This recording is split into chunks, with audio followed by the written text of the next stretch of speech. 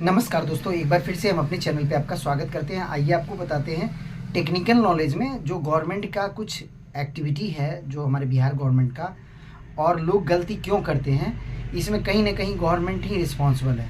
अब आप कहिएगा कैसे, तो मैं आपको बताता हूँ कि देखिए, आज के डेट में अगर कोई भी बंदा नौकरी करता है, कोई भी व्यक्ति नौकरी करता है, तो उसको मिनिमम सैलरी होनी चाहिए कम से कम 15 से 20 हज़ार रुपया।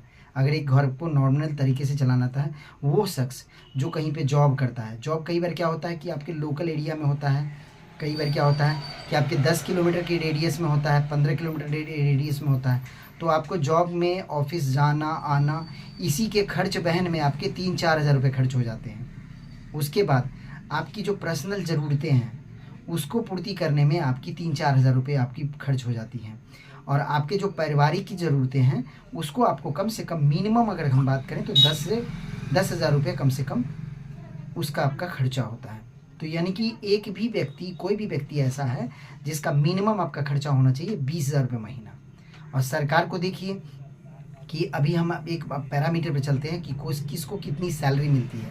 अगर हम इंदिरा आवास सहायक की बात करें तो उनको भी लगभग 10 हज़ार रुपये के आसपास सैलरी मिलती है। किसान सलाहकार की बात करें तो उनको भी 10 से 12 हज़ार के बीच में सैलरी मिलती है। यानी कि जो गवर्नमेंट भी ने जितने भी जॉब दे रखे हैं संविदा पे, उस सब में सैलरी है 10 से 12 हज़ार, 15 हज़ार, मतलब किसी भी सैलरी। बहुत सारे ऐसे टीचर भी अभी हैं जो कल मुझे मिले थे ट्रेन में, जिनने बताया था कि मेरी सैलरी है 10 से 15 हज़ार के बीच में।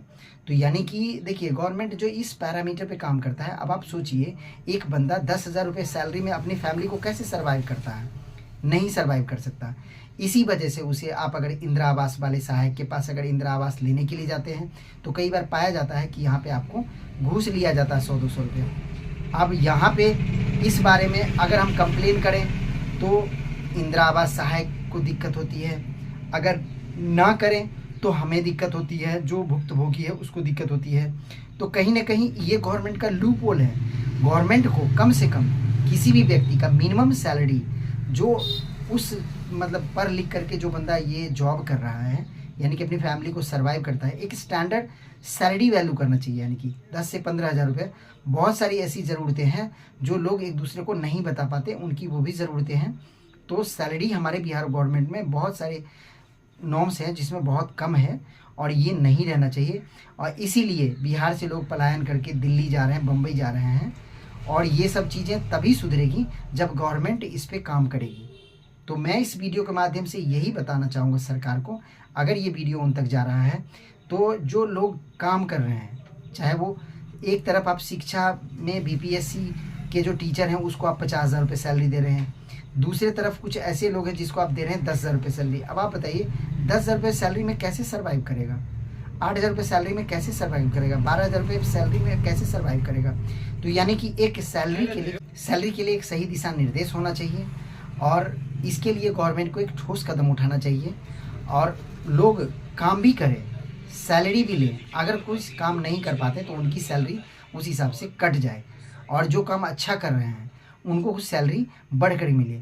ताकि क्या होता है, लोगों जो काम करने वाले हैं उनमें मोटिवेशनल हो जाएगा। अगर मान लीजिए कोई टीचर प्रॉपर वे में टाइम से आ रहे हैं तो उनका एक स्टैंडर्ड होना चाहिए।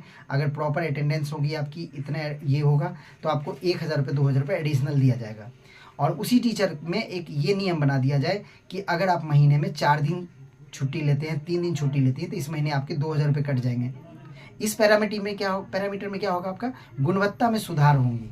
दूसरे राज्यों में ये सब दिक्कतें नहीं हैं, हमारे बिहार में ये दिक्कतें बहुत ज़्यादा हैं। और यहाँ पे अगर एक राशन कार्ड बनाना हो और आपको भागदौड़ करनी हो, कई बार क्या होता है, आदमी 2 हज़ार रुपये, 2,500 हज़ार रुपये, 3 हज़ार रुपये दे करके राशन कार्ड बनाने के लिए किसी एजेंट को पकड़ करके राशन कार्ड बना लेता है। बट एक आम तरीके से आवेदन कर ले शख्स और उसका राशन कार्ड नहीं बनता। तो मैं इस वीडियो के माध्यम से ये बताना चाहता हूँ, जो सरकारी तंत्र है, जो व्यवस्था है, उसमें कुछ सुधार करने की ज़रूरत है। अगर हमारी वीडियो उन तक पहुँचे तो इस वीडियो के माध्यम से मैं उनको यही कहना चाहूँगा कि उसमें कुछ मॉडिफाई करने की ज़रूरत है।